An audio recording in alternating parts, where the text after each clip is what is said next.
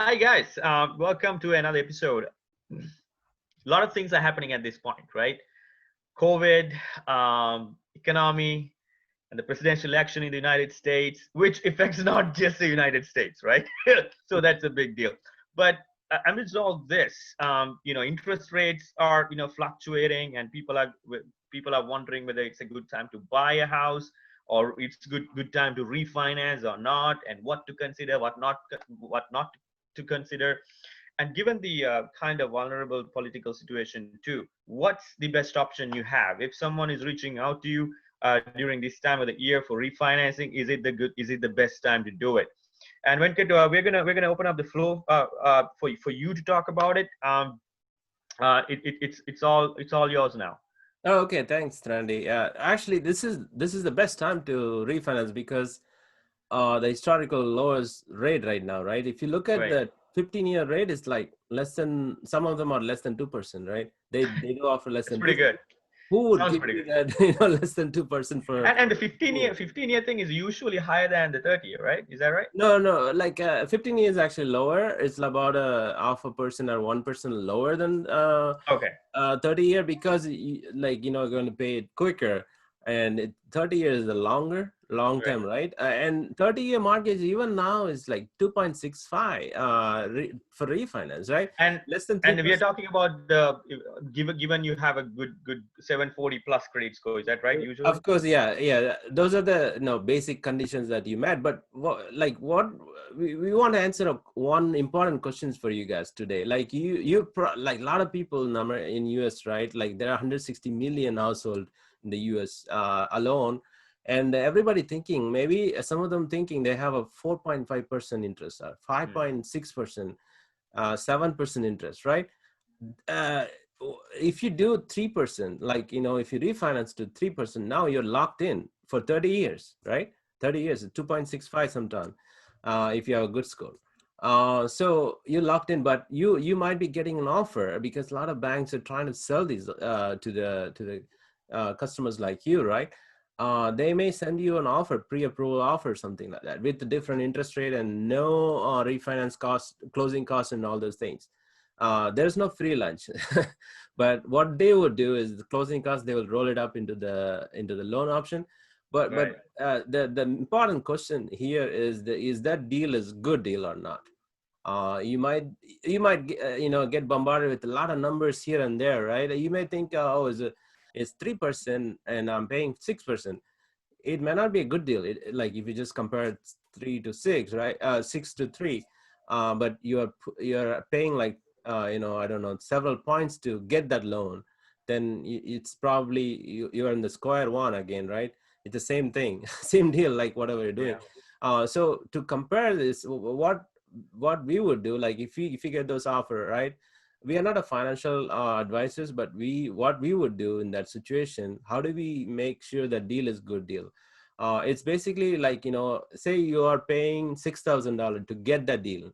Let's say, right, $6,000 is the additional thing that bank wants to reduce, to transfer that loan from the Mhm. 6% to 3% right now, Are you right? talking about the closing cost or? Yeah, it includes closing costs, the loan costs. They might put Okay. anything. Like I'm talking about everything included, right? Everything included.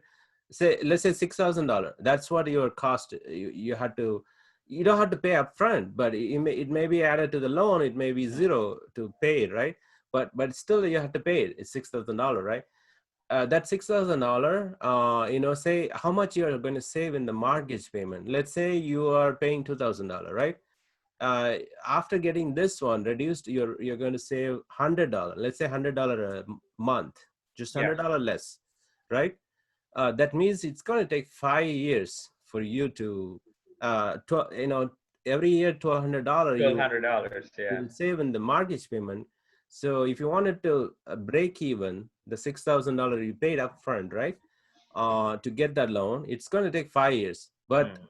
most of us, or even myself, is like 3 years you have to cut off. 3 years is kind of cut off. Like within 3 years, if you can make that money back, right? By the savings, whatever you're reducing the mortgage rate, you're paying less Correct. a month. That adds up to the same amount within 3 years, 36 months, right? then it's a good deal. If it's going beyond that, if it's 5 years, this is not a good deal. If you're only saving $100 a month, Yeah. you're paying six If, thousand if dollars. there's no point of going for refinancing, that's what you're saying, right? And one reason is Right. that it's only $100. And when you compare the payback or the break even time period, you incurred $6,000 and $100 per month you're saving $1,200, and 6,000 divided by 1,200, it comes around like Right. 5 years. So what you're saying is 5 years is too much, and you should be able to cut out. If it has to be a good deal, it has to be within 3 years. Within 3 years. Right. If you are really conservative, it should be 1 or 2 years maximum. Yeah. One year. I would say 1 year, and then after 2 years, maybe in the midpoint, and maximum is 3 years, right? So if it goes above 3 years, it's not a good deal. So you can just reject the deal and then look into another option. Like there are multiple options that you can Right. shop around, right, for the refinance. Yeah. But this is a good time to refinance as long as it makes sense. The numbers make sense, then go for it. And Venkat, this is out of curiosity. This is probably applicable to the people in the United States. You think this must be? I mean, if you refuse to answer, that's totally fine. It just came to me. Do you Mhm. think this whole situation is going to change if this person wins, or Biden wins ahead of the incumbent? Not really, because the Because Fed was there's some speculations that interest rates are going to be higher, and this and no, that no, and all. no. Actually, the Fed was always, they have been warning us that the housing is going to collapse if we don't do the Right. stimulus, right? So let's, for example, Biden wins, the stimulus might pass easily, right? If they win the Senate, right? It's going to Okay. pass. 2 trillion, 3 trillion, whatever they're going to come up. They already have a HEROES Act, right, in passed in Okay. May, but it's sitting there for until now, Yeah. and other group is not passing that, and they always negotiating. But if it passes, it's actually going to help. The housing market may not be collapsing, Whoever. and So it really doesn't matter. And you think this it's going to actually last. The lower interest rate is going to last for longer than I two more years at least. okay. I was that was going to be my next question. How long are we expecting this to be this low? So you're thinking.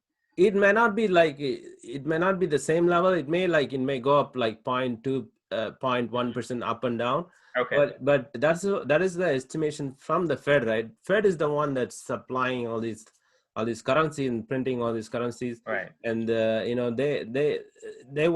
actually assess that it's going to last longer, sometime even 5 years they were saying, but I would say like 2 to 3 years, this is going to be similar, very If that's similar. the case, then there's no rush. But again, you don't want to you snooze, you lose, right? But So but what happened with the new thing that came up with the refinance? There is going to be a fee. I think it's going to be assessed by the end of this year. Like it was not there previously. I think it's around 1 or 2%. I don't know exactly, but there is a fee involved if you're going to do it.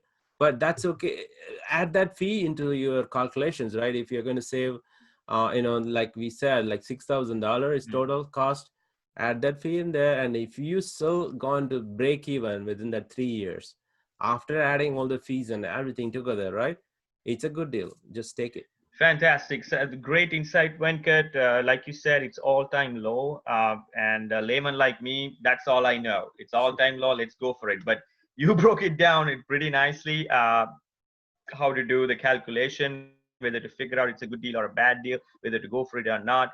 Thank you so much for sharing all that information. This is a great time. And another icing on the cake is you said this is probably, we are not financial advisors, but given the experience Venkat has, he predicts that this all-time low is gonna stay like this. It's gonna remain for a considerable amount of time. May fluctuate a little bit, point 1, point 2, like here and there, you give or take, but still by and large it's going to stay the same. So that's a great news. Like I said, icing on the cake. Thank you so much, Venkat. Hope you enjoyed and hope you learned something, like me, like myself.